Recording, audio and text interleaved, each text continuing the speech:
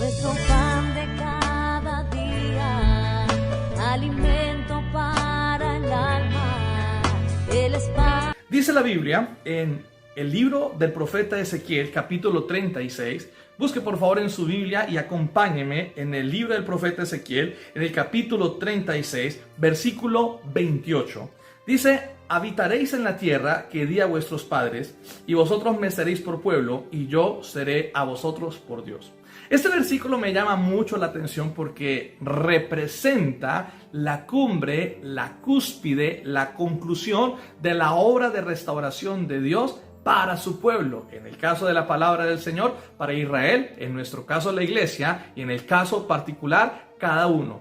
La obra que Dios hace en cada uno de ustedes tiene una cumbre, un punto final, y este es cuando el Señor se identifica a sí mismo como nuestro Dios y nos identifica a nosotros como su pueblo. Y es importante que veamos ese proceso de restauración. Necesitamos mirar el contexto para entender en qué consiste, y vamos a mirar rápido en qué consiste ese proceso de restauración. En el versículo 24, por ejemplo, dice: y yo os tomaré las naciones y os recogeré de todas las tierras y os traeré a vuestro país. Esto es un llamado. Dice el versículo 25: esparciré sobre vosotros agua limpia y seréis limpiados de todas vuestras inmundicias y de todos vuestros ídolos os limpiaré. Eso es limpieza, un lavamiento espiritual. Dice el versículo 26: os daré un corazón nuevo y pondré espíritu nuevo entre vosotros y quitaré de vuestra carne el corazón de piedra y os daré un corazón de carne. Dios nos da un nuevo corazón. Y en el versículo 27: y pondré entre vosotros mi espíritu y haré que andéis en mis estatutos y guardéis mis preceptos y los pongáis por obra. El Señor nos da de su presencia, de su Espíritu Santo, para concluir, llegar a la cumbre de ese proceso de restauración. Y habitaréis en la tierra que di a vuestros padres, y vosotros me seréis por pueblo, y yo seré a vosotros por Dios. Pues Ezequiel capítulo 36, el versículo 29, nos habla de esa importancia. De hecho, en el proceso nos dimos cuenta que el Señor esparce sobre nosotros agua limpia, nos limpia de todo pecado y de toda maldad. Y el versículo 29 dice: y os guardaré de todas vuestras inmundicias,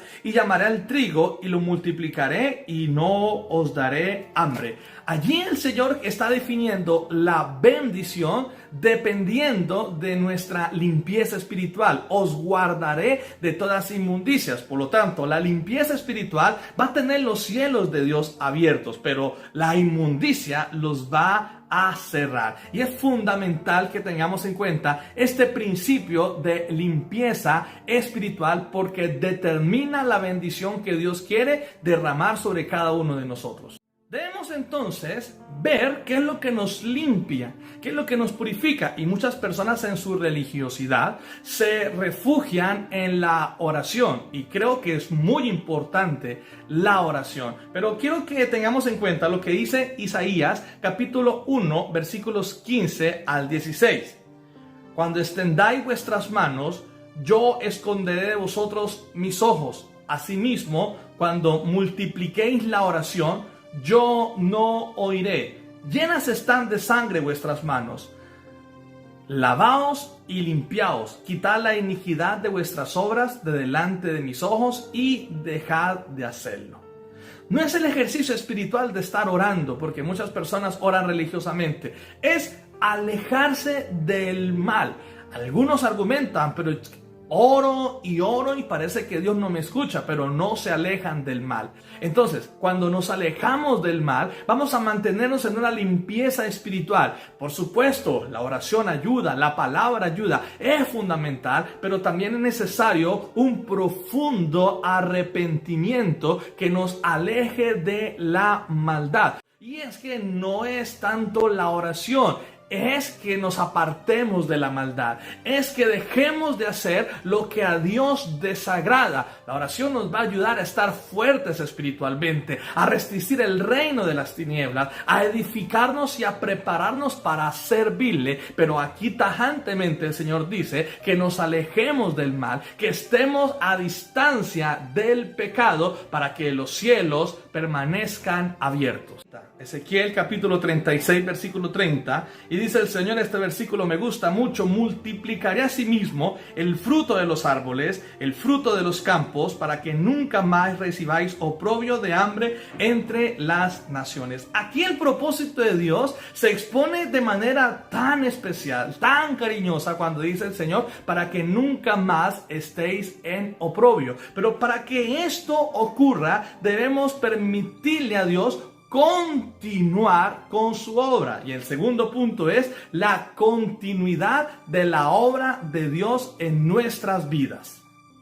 Cuando un cristiano es radical en contra del pecado y le dice no a una invitación a pecar, tal vez se gane la burla de las personas que están a su alrededor, pero se va a ganar el respeto, va a tener convicción de su identidad como cristiano.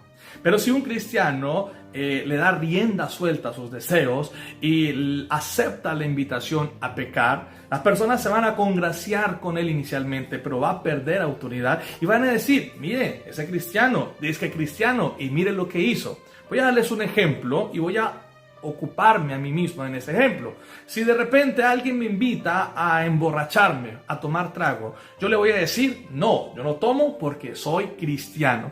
Esas personas tal vez se burlen de mí, pero cuando tengan alguna necesidad, ¿a quién cree que van a consultar? Porque voy a ganar su respeto. Pero si yo acepto por congraciarme, por amistad, y digo: listo, no pasa nada, vamos a tomar trago, esas personas se van a congraciar conmigo, pero no van a creer en la obra que Dios ha hecho en mí. Muchos cristianos, cuando se apartan del Señor, son objeto de burla, son objeto de vergüenza, avergüenzan el cristianismo, avergüenzan la iglesia, porque no tienen un criterio claro, no tienen una identidad clara. Y recuerden lo que leímos en el versículo 28: serán mi pueblo y yo seré su Dios. Es fundamental que tengamos en cuenta lo que somos, lo que podemos hacer y lo que debemos dejar de hacer. Esa es nuestra identidad como cristianos, y ese testimonio va a determinar la bendición o la falta de ella, porque si bien es cierto, queremos que Dios multiplique el trigo como lo dice la palabra, entonces debemos dejar que Dios haga la obra. Y aquí recuerdo un versículo tan especial por allá en Filipenses capítulo 1, versículo 16,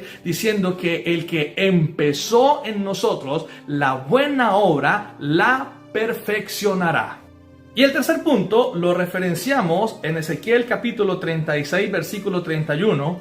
Y os acordaréis de vuestros malos caminos y de vuestras obras que no fueron buenas, y os avergonzaréis de vosotros mismos por vuestras iniquidades y por vuestras abominaciones. Usted que está tomando apuntes, escriba en el tercer punto, ya concluyendo este mensaje: disposición a no retroceder.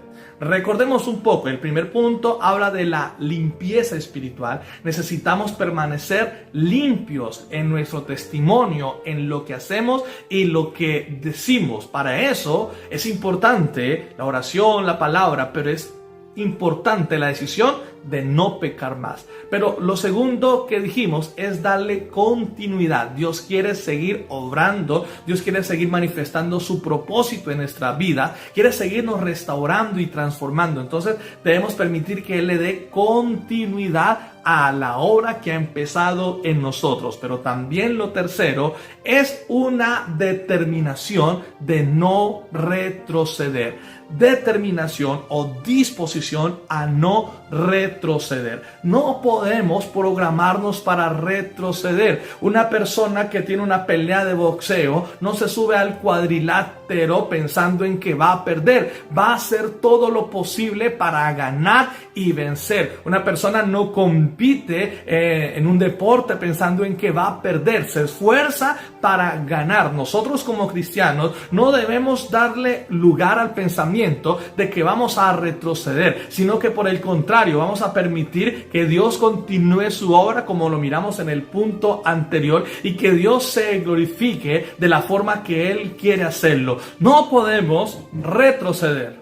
No podemos permitir que en un momento de locura, de pecado, de darle rienda suelta a la maldad, se acabe todo lo que Dios ha hecho, la obra que Él ha empezado. Necesitamos abrir los cielos, y los cielos se abren con un comportamiento, con una devoción, con una comunión permanente con Dios y permitiendo que Él cumpla su propósito. Jesús.